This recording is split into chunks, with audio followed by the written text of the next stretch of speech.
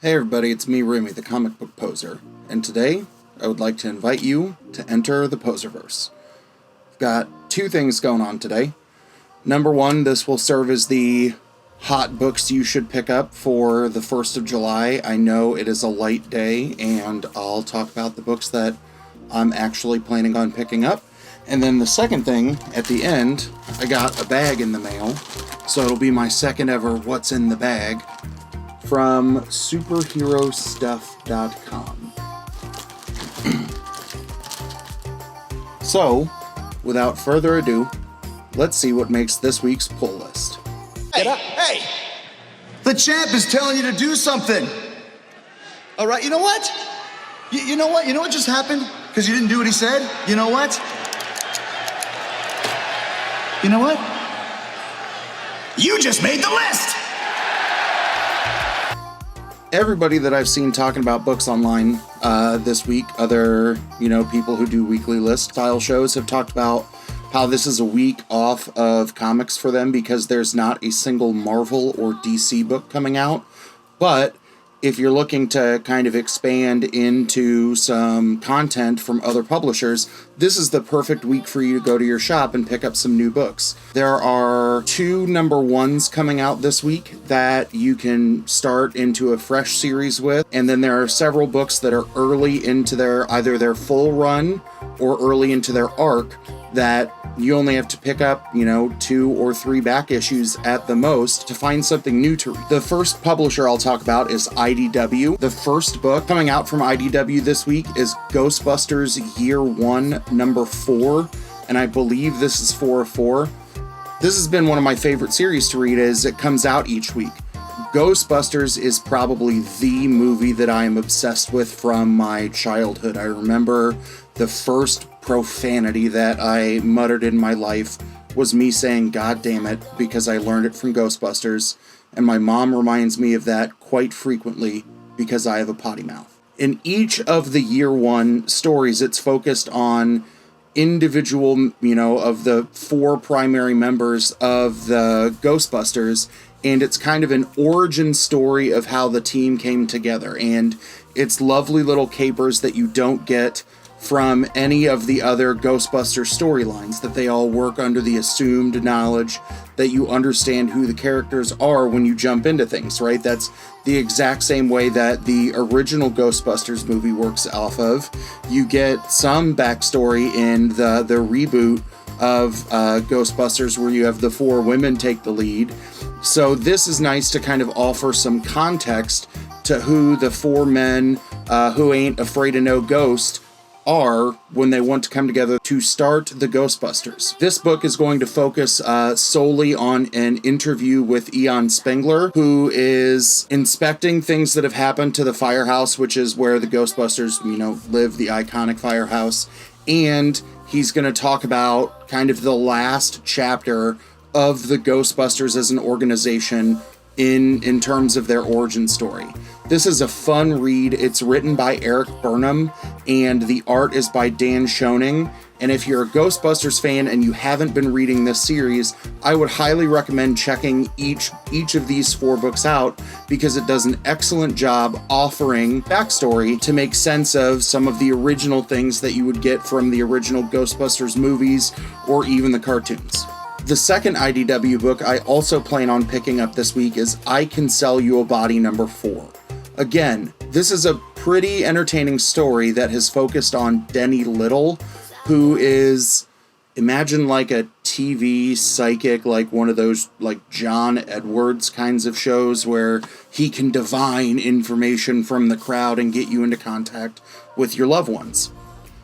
That's what made Denny Little famous, but then he decided he could find ways to take souls that have deceased in their physical form and has made promises that he could create new bodies to put a soul of a dead person into a living, breathing, organic body. And he made that promise to like the son of a mafia don, and as he struggled to kind of control the actual power that he has in terms of contacting people in a spirit realm, this has turned into like a bank robbery, a love story, a love-hate relationship between a dead father and his living son who is trying to carry out his legacy.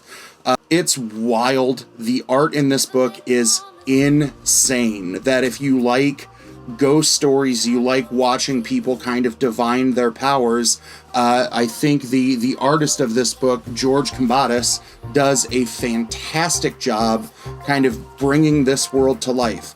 Ryan Ferrier is the author. He's put together a really funny, really compelling story, and I also believe that this is the 4th book in a 4-issue arc from IDW.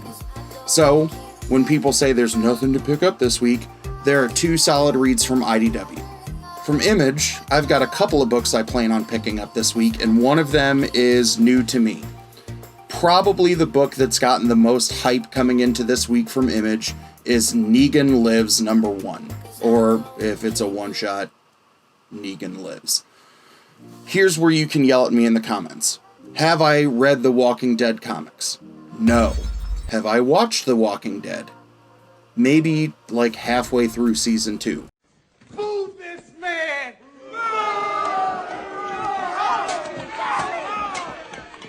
Why? Because my wife is scared of zombies and hates watching it and thought The Walking Dead moved too slowly. So, it's on my list of things to eventually kind of read. The creative team behind this, maybe it's the same folks behind The Walking Dead, to be honest, I don't know, and I didn't do that research, but it's written by Robert Kirkman. The artists are Charlie Adlard and Cliff Rathburn. And the other reason why I'm picking this book up is just for the simple description of what they have in, like, the previews. It's the greatest effing comic book villain of all time returns. Nuff said. The second Image book I'm excited about this week is On the Stump #3. This has been one of the most brilliantly written, politically themed books to come out now. Like, you couldn't think in the year of our Lord 2020 things could get even crazier. And when you read On the Stump, where to get like bills passed through Congress, there's a UFC style cage match between members of Congress. I honestly could see that happening in this day and age, that I don't think it's too radically far from the future. This book is fun because sure, there's a story about someone who's being paid by evil corporations and lobbyists, because we don't hear about that in the real world. But there's someone who's trying to push damaging legislation through. There are 2 individuals who are trying to kind of break through some of that power structure, and the summary of this book, or the preview of this book on Midtown's website, very simply just might spoil things if you haven't read the first 2 books. But it's a fun book to read. This is something that I think should be as hyped up as several of the other indie books that have kind of caught fire over the last several months, like Philadelphia or Undiscovered Country. This should be receiving that kind of hype. I think this book is that good. The writer on the book is Chuck Brown, and the artist on this book is Prenzy. So if you want a good, fun read with ridiculous, over-the-top wrestling kayfabe style characters, you don't want to miss out, because I think this book is going to pick up some steam.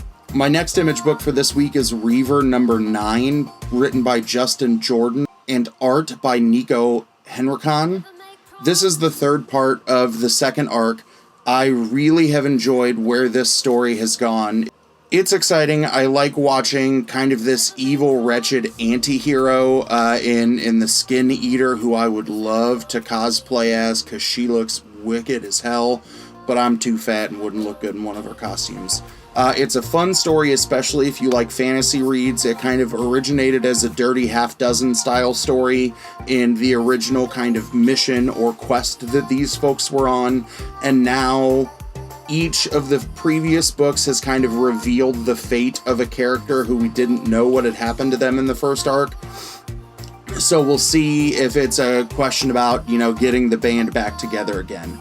I really like Reaver. I would not be surprised if by the end of the year we're hearing people talk about nominations for something dealing with Reaver, because the story is fun, the art is exceptional, and it's got compelling characters that you tend to not see too often in a fantasy read like this. The last Image book of the week that I highly recommend is Nailbiter Returns number 2. I enjoyed Nailbiter Returns number 1 so much that I immediately went out and picked up the first 3 trades from my LCS. The story is kind of cool, but I'm excited since we figure out at the end of the first issue that either the serial killer from the first storyline is back or we have a new gruesome wave of copycats. Either way, I think this is going to become crazier, especially as we're going to learn the fate of the Nailbiter's daughter throughout this storyline. It's written by Joshua Williamson, who I can never sing enough praises about, and the art is by Mike Henderson and Adam Guzowski. These two are just so deranged with the things that they put together in a serial killer story or a horror comic that you don't want to miss this opportunity. The next book coming out this week is from AWA, who I think is on trend to be the best publisher of 2020, that all of their books have been fantastic, and if you're not reading AWA, you need to. So we have yet another number 1 from AWA coming out this week, and it's called Devil's Highway. It's written by Ben Percy, and the art is by Brent Schuvner. The theme behind this book is that a young woman is trying to figure out who murdered her father, but it opens the door to all of these dark secrets and everything else that she has to navigate through, right? I think she opens the door on some kind of conspiracy that her father and now she are linked to. So it's going to be a hunting for a killer, figuring out how she is flawed, and figure out how she can, battle some kind of large, overarching network of evil. It's a book that I'm very excited about. I know a lot of people who I chat with online that have been down to read AWA titles are also equally excited. So I'm real excited. This book might be the top of the stack for me when I go pick things up tomorrow, because I like what Percy has done on all of his titles. Schuvner's art on Batman 66 was fantastic. So yet another good book you should pick up this week. And I'm also noticing that there's a theme this week aside from On the Stump. I'm reading a lot of books about ghosts and murder and horror. So maybe it's time for me to talk to my therapist again?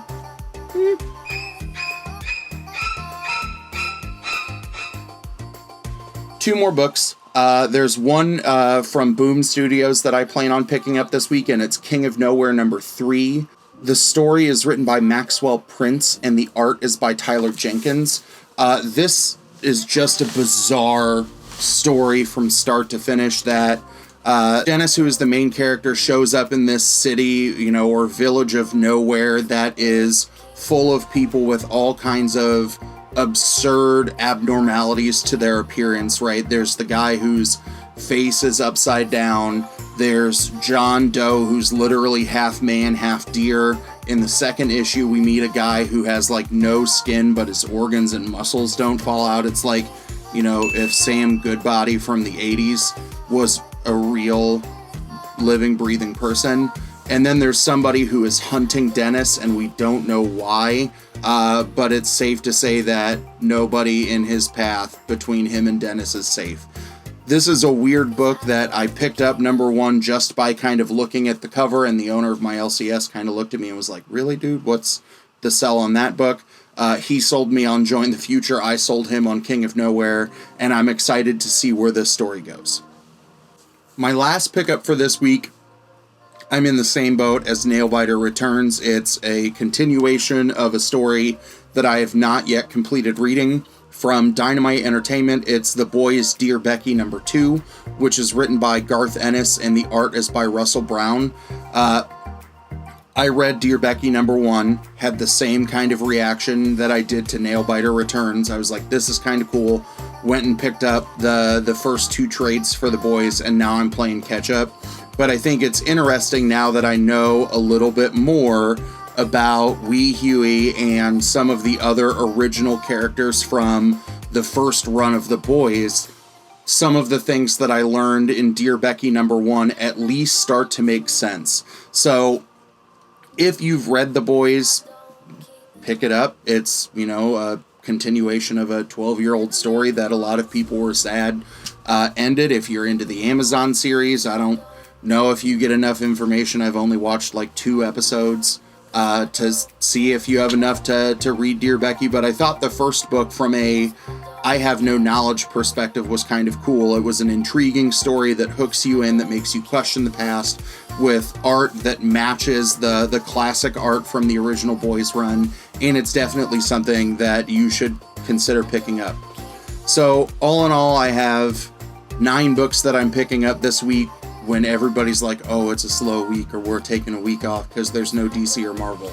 No, go out and discover a new series, or pick up a continuation of everybody's old favorites. These are all titles that I think are worth reading, especially checking out AWA, which is a publisher that is taking the world by storm.